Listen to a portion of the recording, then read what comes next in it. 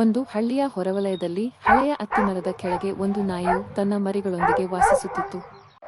ಆ ನಾಯಿ ಬಹಳ ಶಾಂತ ಸ್ವಭಾವದದು. ಯಾರ ಮನೆಯೂ ದಾಟಿ ಹೋಗಿ ಏನನ್ನೂ ಕದಿಯುವುದಿಲ್ಲ.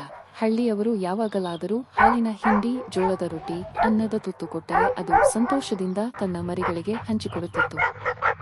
ಒಂದು ದಿನ ಹಳ್ಳಿಯೊಬ್ಬನು ತನ್ನ ದುಷ್ಟತನದಿಂದ ನಾಯಿಗೆ ರೊಟ್ಟಿಯನ್ನು ಕೊಟ್ಟು ಅದರ ಹಿಂದೆ ಕಿಡುಗೆಯ ಗುಂಪನ್ನು ಬಿಟ್ಟನು. ಹೆದರಿದ ನಾಯಿ ರೊಟ್ಟಿಯನ್ನು ಬಾಯಲ್ಲಿ ಹಿಡಿದುಕೊಂಡೇ ಓಡಿತು.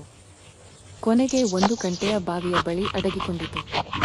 ಮರಿಗಳು ಹಸಿದಿದ್ದರಿಂದ ನಾಯಿ ಆ ರೊಟ್ಟಿಯನ್ನು ಬಿಟ್ಟು ಬಿಡದೆ ಇಡೀ ರಾತ್ರಿ ಅಲ್ಲೇ ಕಳೆಯಿತು. ಆದರೆ ಕಿಡುಗೆಯ ಗುಂಪು ಹೊಂಚು ಬಿಡಲಿಲ್ಲ. ಬೆಳಗ್ಗೆ ನಾಯಿ ಹೊರಬರುವಷ್ಟರಲ್ಲಿ ಕಿಡುಗೆಗಳು ದಾಳಿ ಮಾಡಿ ಅದನ್ನು ಬಲಿ ಪಡೆದು ರೊಟ್ಟಿಯನ್ನು ಹರಿದು ತಿಂದವು.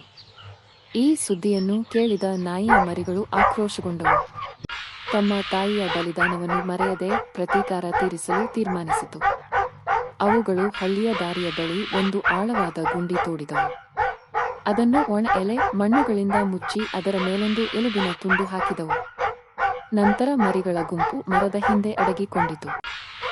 ಸುಗಂಧದಿಂದ ಸೆಳೆದ ಕಿಡುಗೆಗಳು ಅಲ್ಲಿಗೆ ಬಂದು ಒಂದೊಂದಾಗಿ ಆ ಗುಂಡಿಯಲ್ಲಿ ಬಿದ್ದವು. ಆಗ ಮರಿಗಳು ಕಲ್ಲುಗಳು, ಮಣ್ಣಿನ ಗುಡ್ಡೆಗಳನ್ನು ಎಸೆದು ಅವನ್ನು ಕೊಚ್ಚಿಬಿಟ್ಟವು. ಈ ರೀತಿಯಾಗಿ ತಮ್ಮ ತಾಯಿಯ ಸಾವಿಗೆ ಪ್ರತೀಕಾರ ತೀರಿಸಿಕೊಂಡವು.